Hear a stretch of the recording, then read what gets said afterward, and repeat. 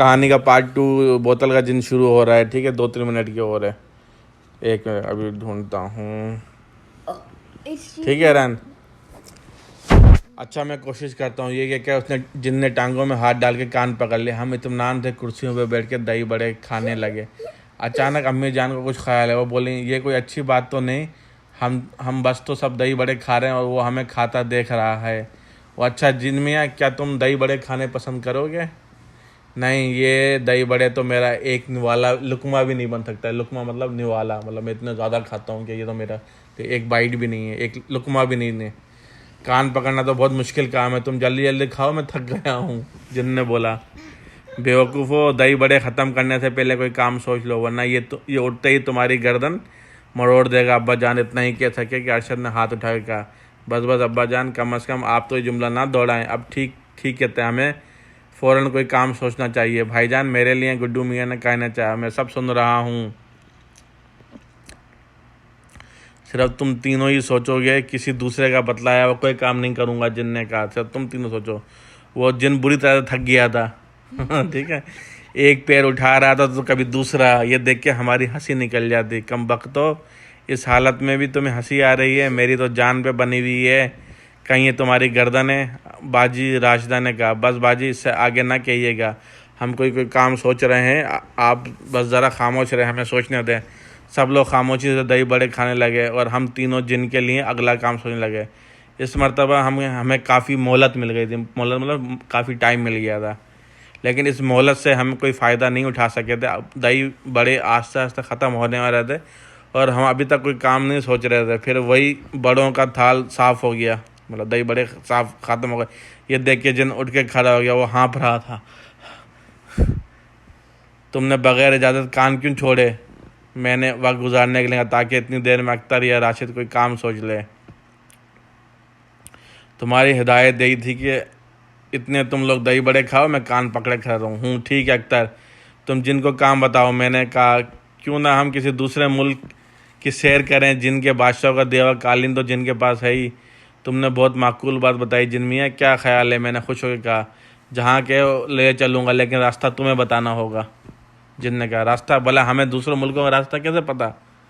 तो फिर कोई और काम बताओ, फिर ये काम नहीं होगा। अच्छा, आज के तमाम अखबार हाजिर कर दो, मतलब न्यूज़पेपर। मैंने बगैर सोचे समझे कहा। बहुत अच्छा, जिन ने कहा और गायब हो गया। खुदा के लिए कोई ऐसा काम सोचो जो जिन ना कर सके। बाजी राबिया ने कहा, मैंने एक ऐसा काम सोचा था, वो भी जिन ने कर दिया। ऐसा कौन सा काम हो सकता है जो वो ना कर सके? मैंने मायूसी से कहा। इसी वक्त जिन साहब हाजिर हो गए। इसके हाथों में अखबार का बंडल था। अरशद ने जुनून कहा, लो आ गया मौत का फरिश्ता। हम कुछ सोच भी ना सके और ये आ भी गया। ये लो अखबार, और काम बताओ। जिन गड़गड़ाया, पढ़ कर सुनाओ एक एक खबर। ठीक है, अख्तर ने तो हुक्म दिया। हम उसका ये हुक्म सुने खुशी से उछल पड़े। बोला, वाह ये तो बड़ी अच्छी तरकीब है।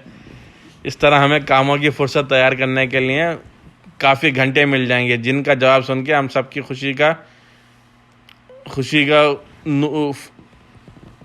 का नूर चला गया। मुझे पढ़ना नहीं आता, उसने बताया। क्या कहा? तुम अनपढ़ हो? अनपढ़ मतलब कि इलिटरेट हो? हाँ मैं अनपढ़ हूँ।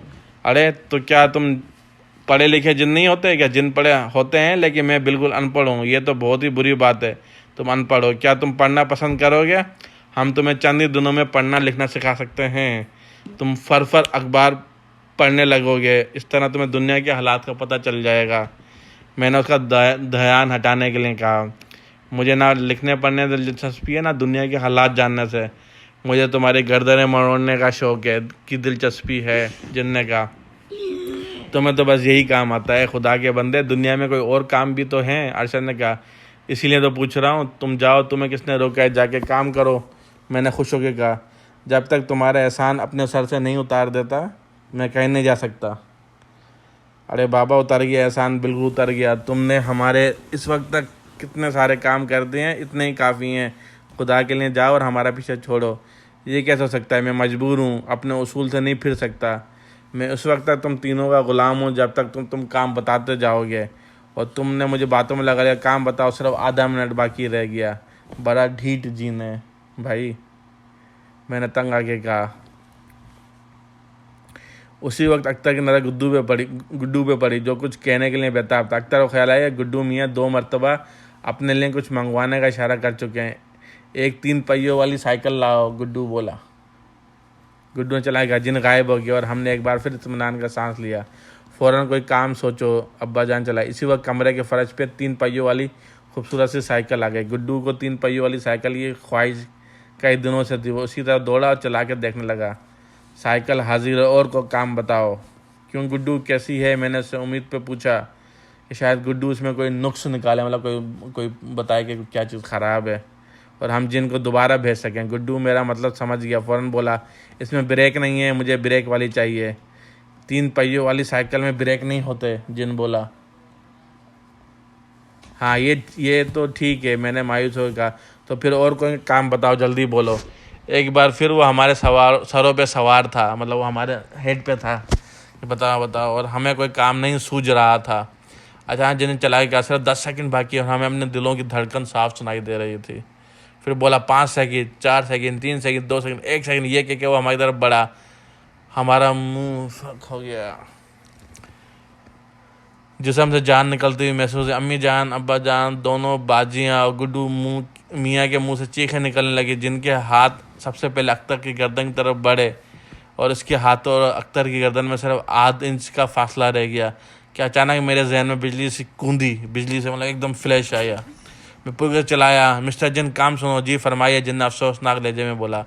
अपने हाथ अपनी गर्दन पर रख लो, मैंने बड़े इत्मीनान से कहा।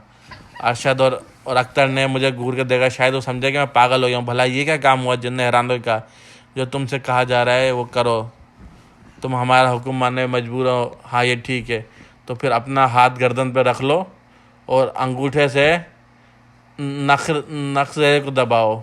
जिनने घबरा के वैसे ही कहा जैसे इसने कहा। दोनों अंगूठे से नरखरे को दबाओ, पूरी कुव्वत से। तुम अपने हाथ गर्दन पर से नहीं हटाओगे। जिन हुक्म मानने पे मजबूर था, वो पूरी कुव्वत से अपनी गर्दन दबाने लगा। सांस रोकने की वजह से उसकी आंखें बाहर निकल लगी, मगर उसने हाथ फिर भी न हटाया। वो गर्दन को दबाता चला गया यहाँ तक कि उसका सांस रुक गया और वो धर्म से ज़मीन पे गिर गया। जो ही ज़मीन पे गिरा, उसकी लाश गायब हो गई। हम खुशी से चलाने लगे, एक दूसरे लपट गए, लपट के रोने लगे। जब हम गले मिल के फारिग हुए तो अपने इर्द गिर्द देखा, वहाँ ना महल था, ना नोटों की गड्डियाँ, ना खुश्क मेवे। जिन मर गया तो सारा जादू भी गायब हो जाएगा ना खुश्क मेवे से जंगल था और हम जंगल के बीच में थे। अलबत्ता हमारा मकान का सारा सामान पड़ा हुआ था और हमें सामान उठा के अपने घर ले जाना था। कहानी ख़त्म। रान तो चाहिए बोतल का जिन, फंटा का जिन, फंटा स्प्राइट का जिन।